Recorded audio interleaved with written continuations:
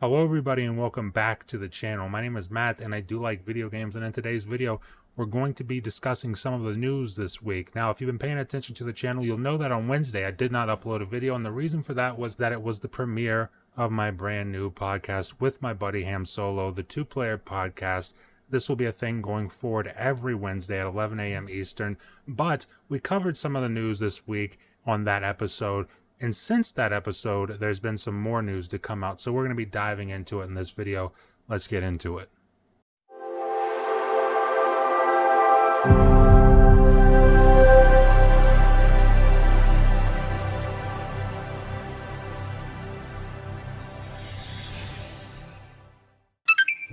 So obviously we're going to be starting off with this. We've got Microsoft winning the fight versus the FTC to buy Activision Blizzard. Now this was Tuesday. Now we did talk about this during the podcast on Wednesday, but just to, get this in the video here, it is big news. California judge is allowing Microsoft to close its acquisition of Activision Blizzard after 5 days of grueling testimony. Microsoft still faces an ongoing antitrust case by the Federal Trade Commission, but Judge Jacqueline Scott Corley has listened to arguments from both the FTC and Microsoft and decided to deny the regulator's request for a preliminary injunction. Now, this basically means, hey, Microsoft beat the FTC. Now, this was on Tuesday, keep that in mind. And since then, some more news has come out. So we're going to be getting into that. But this is a really great step in the right direction for Microsoft. And when this trial was going on, it was about 2 weeks ago at this point. I know a lot of people were listening in Zoom and on YouTube. I wasn't really listening in live, although I did check it out once or twice on YouTube. I was more keeping up on Twitter, but when I did go in and check it out, it just kind of seemed like the FTC lawyers were either saying, I need more context, or I can't answer that. And it was just kind of hard to listen to, honestly. So obviously the judge ended up siding with Microsoft, which is nice because you listen to the FTC's arguments and they honestly just really didn't have any. But not so fast, because on Thursday we've got this FTC appeals court ruling on Microsoft Activision deal. Now this just seems a little bit silly to me at this point. It's obvious that the FTC doesn't really have a case. They kind of just seem to be pushing this out further than it needs to go. And honestly, if you get on Twitter, the day I'm recording this, you can find multiple videos of Lena Khan just being absolutely flame broiled by congressmen and congresswomen. It doesn't look good for Lena Khan, honestly. And please keep in mind, I say this as someone who doesn't know anything about law at this level. So, maybe there's stuff there that I don't see or everyone else doesn't see, but even the people who do know about this stuff are saying they don't have much of an argument. In fact, I just want to say I highly recommend heading on over to Twitter, checking out Florian Mueller. I have his information up here so you can see it, so you can go and check it out yourself. But definitely worth a follow if you haven't already, because he's keeping everybody up to date with numerous threads about this whole deal and this whole court case and FTC's appeal and Microsoft winning in court on Tuesday.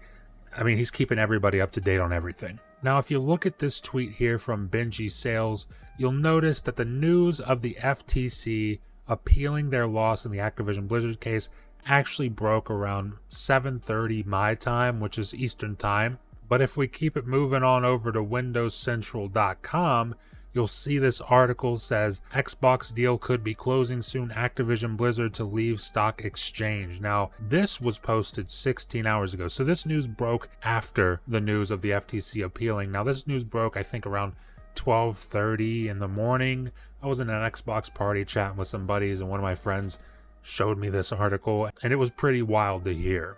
And basically what this article is saying is that Activision Blizzard is expected to leave the NASDAQ 100 stock index on July 17th. That would be Monday of next week. Now, nobody can say for certain, 110%, what this means, but people who know more about this stuff than I do, a lot more about this stuff than I do, are saying that this is something that you would expect to see happen if Microsoft was planning to just push this deal through. And now, obviously, you got all of this stuff going on, which is a lot of stuff, right? And then on top of that today, which is Thursday as I'm recording this, you've got the news of Turkey unconditionally approving Microsoft's acquisition of Activision Blizzard. And of course, this isn't the biggest news ever. It's just yet another government telling Microsoft, hey, go ahead. But it's definitely something that's cool to see, and as an Xbox fan, it kind of gives you just a little bit of hope that you might need to kind of think, hey, maybe it's possible that we can get this done, and we can get this done sooner than expected so that we can all kind of just stop talking about it, right? So I've definitely got my fingers crossed that that is going to be the case. I mean, perhaps by this time next week, the deal will be pushed through, we'll all be done with it, we can stop talking about it, we can start playing the games, and we can get back to business as usual. And speaking of getting back to playing games, check out this tweet right here from Modern Warzone. It says matchmaking on Xbox 360 versions of some of the older Call of Duty titles appears to have been fixed and working properly. And you already know what that means, guys. I have to play a match. I don't have a choice. I mean, it's necessary. So I'm going to be making this a little bit of a hybrid video, and as you can see, we're here on Xbox Series S, and I'm just going to pick out one of the old classic Call of Duties and try a match online. Now, one of my favorite Call of Duties of all time, I mean, a lot of them were on the 360, but one of the ones I want to check out is Call of Duty Black Ops. So we're going to hop right in. We're going to see if we can find a game. It's in quick resume. I was playing it last night. Had no issues finding a game, to be honest with you. We did manage to make our way into a lobby, so we're going to see how it goes. We've got a match on WMD. This is probably one of my favorite maps from the game. It is wild to be playing this again. It's crazy. Got him. I kind of forget the layout. Where the hell is this guy? Wow.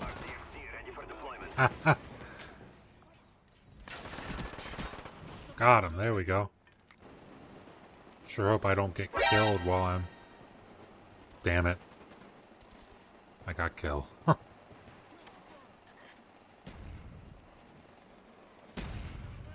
Got him. Let's go. I wanted to get two of the people there, but... Hey. Did what I could. Man, I forgot how great this weapon was.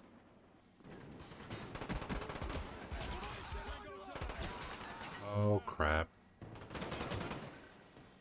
Should try a different weapon.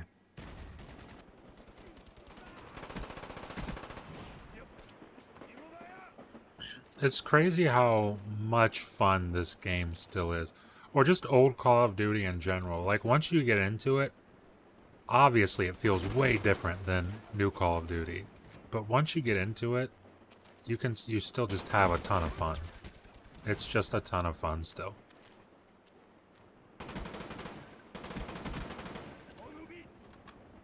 Oh, that reload is not quick.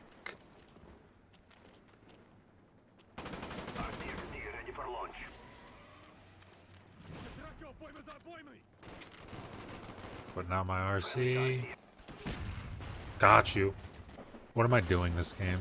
I'm still positive. I'm not doing terrible.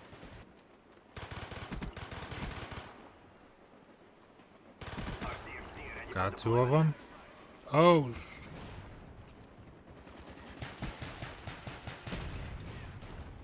Got three of them. Oh, man. Damn it. I can't tell you guys how happy I am that they fixed this. Like, old Call of Duty is still so much fun, but you could just never play it. Because matchmaking was just broken or ruined by modders. But hats off to Activision. They actually did something about it. They actually did something about it.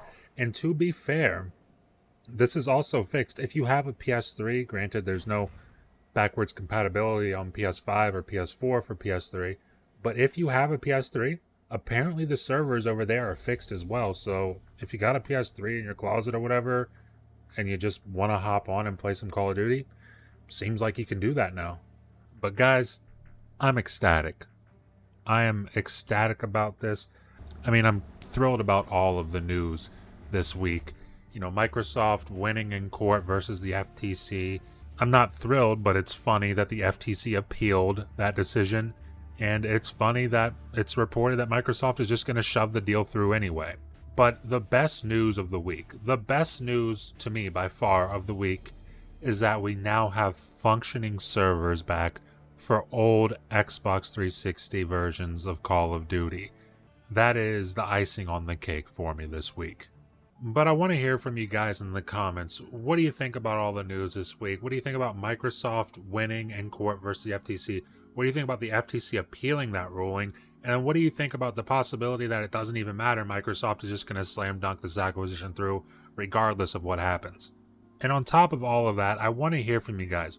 What is your favorite Xbox 360 era Call of Duty? Leave it in the comments below. Mine personally, if I had to pick a favorite, is Call of Duty 4 Modern Warfare. Black Ops 1 is a close second place. Leave a like if you like the video, and if you're enjoying this kind of content and you want to stay up to date with it going forward over here on the channel, the best way to do that is consider subscribing, consider ringing the notification bell, because it helps you stay up to date with everything that happens over here on the channel, and it helps support the channel, helps promote me in the algorithm, helps push the videos out to more people, and I very much appreciate that. And with that being said, thank you for watching, and I will see you in the next video.